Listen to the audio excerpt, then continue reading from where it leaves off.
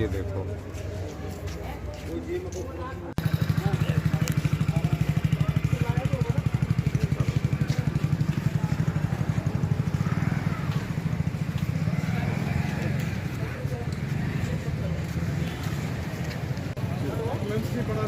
Ambulance की बन रही है ना,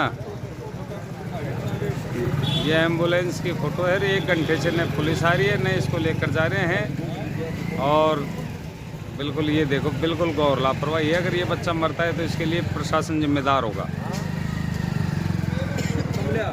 1 घंटे से यहाँ मैं देख रहा हूँ, मैं भी किसी मेरे परिजन से मिलने आया था। और ये देखो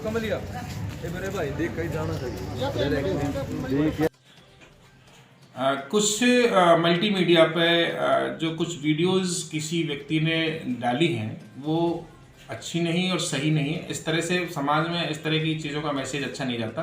ये बिल्कुल गलत सूचना और गलत वीडियो वायरल की जा रही है किसी के द्वारा। कल की रात में जब इवनिंग के टाइम पे यदि कोई एक पेशेंट आया था, एक्सीडेंट केस था, एक्सीडेंट केस को यदि कोई किसी तरह से आता है तो सर्वप्रथम उसको हम आपातकालीन इमरजेंसी में जो ऑन ड्यूटी डॉक्टर जो होता है, इमरजेंसी डॉक्टर होता है, उसको देखता है और उस डॉक्टर उसको एवेल्युएट करता है और बाकायदा उसको इलाज किया जाता है। अस्पताल में सभी तरह की सुविधाएं उपलब्ध हैं इस तरह के सीरियस एक्सीडेंट केस की। चूंकि उसे एक्सीडेंट केस को कोई व्यक्ति लाने के बाद में तुरंत छोड़ के और बिना किसी सूचना के अस्पताल से चले गए, उन्होंने अपना कोई नाम एड्रेस पता नहीं लिखा और उसकी वजह से उसको कुछ समय के लिए उसका पता नहीं कर पाए कि फला व्यक्ति है कौन, क्योंकि वो व्यक्ति जो है अनकॉन्शियस था, बेहोश था, वो अपना नाम पता बताने में सक्षम नहीं था। उसको चेक करने पे पाया गया कि उसकी हेड इंजरी की संभावना ज़्यादा नज़र आ रही थी। वैसे व्यक्ति जो है सेटल, मतलब उसके सभी बीपी वाइटल सेटल थे, वो खतरे से दूर था, उसके बीपी सही था, उसका पल्स सही था, उसकी पीपल्स ठीक थी। हेड इंजरी का प्रथम दृष्टि केस नज़र आ रहा था। इस वजह से हमारे चिकित्सक ने, जिसने उसको देखा, उसको हायर सेंटर पर भेजने के लिए सोचा कि इसकी सीटी स्कैन की आवश्यकता है। तो उस पेशेंट को तुरंत रूप से advance life support ALS ambulance जो माननीय मंत्री महोदय द्वारा हमारे अस्पताल को दी गई है उसमें शिफ्ट किया गया।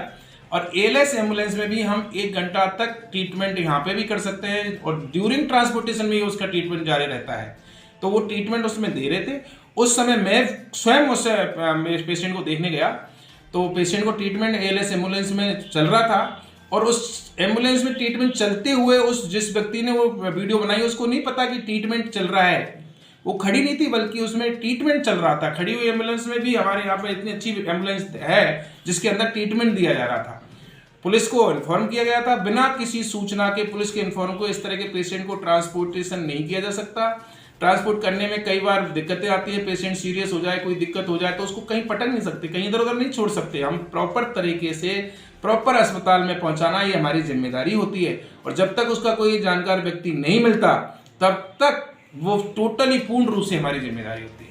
समय पे पुलिस आ गई, उसके बाद में उसकी ज़्यादा तहकीकात की। पेशेंट के अटेंडेंट आने से पहले ही पेशेंट को हायर सेंटर पर शिफ्ट किया जा चुका था और ना प्रशासन की तरफ से, ना अस्पताल की तरफ से, ना किसी एएलएस एम्बुलेंस के ड्राइवर अथवा किसी व्यक्ति की तरफ से कोई लापरवाही इस केस में नहीं हुई।